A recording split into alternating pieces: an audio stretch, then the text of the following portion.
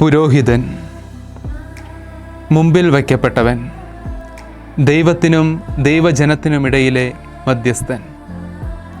സർവവും ഉപേക്ഷിച്ചതിനാൽ അവൻ സമ്പന്നനല്ല. അനുസരണത്തിന് വിധേയനാകിയാൽ അവൻ ശക്തനല്ല. പ്രിയപ്പെട്ട പുരോഹിത, നിന്റെ ജീവിതം നിസ്സാരമെന്ന് നീ കരുതരുത്.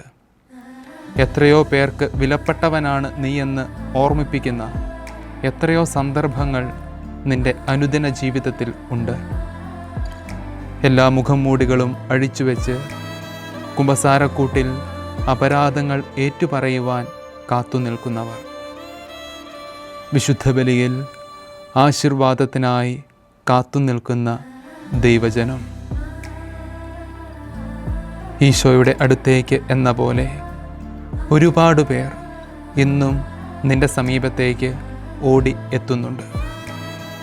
നിന്റെ പ്രാർത്ഥനകൾക്ക് ദൈവത്തിൽ എത്തിച്ചേരാനുള്ള ശക്തിയുണ്ട്.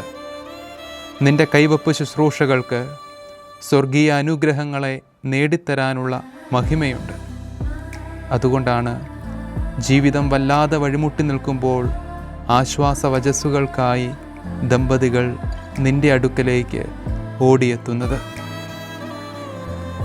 അതുകൊണ്ടാണ് നിന്റെ മഹനീയ സാന്നിധ്യം കുടുംബങ്ങളിൽ ആഘോഷമാവുന്നത്.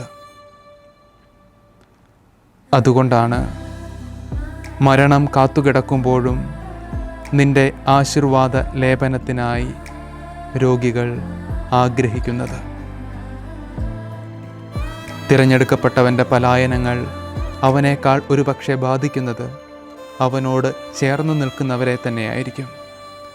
പ്രിയപ്പെട്ട പുരോഹിത, നീ അതുകൊണ്ട് ആദ്യം ധ്യാനിക്കേണ്ടത് നിന്റെ തന്നെ നിയോഗങ്ങളെക്കുറിച്ചാണ്.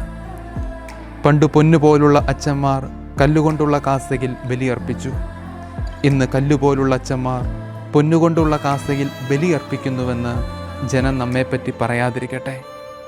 പൗരോഹിത്യം ഔദാര്യത്തിൻ്റെ മേഖലയാണ് എന്ന് തിരിച്ചറിഞ്ഞ് ക്രിസ്തുവിൻ്റെ കരുണയുടെ മുഖമായി മാറുവാൻ നിങ്ങൾക്ക് സാധിക്കട്ടെ. പ്രിയപ്പെട്ട നവവൈദികർക്ക് ഹൃദയം നിറഞ്ഞ പ്രാർത്ഥനാശംസകൾ.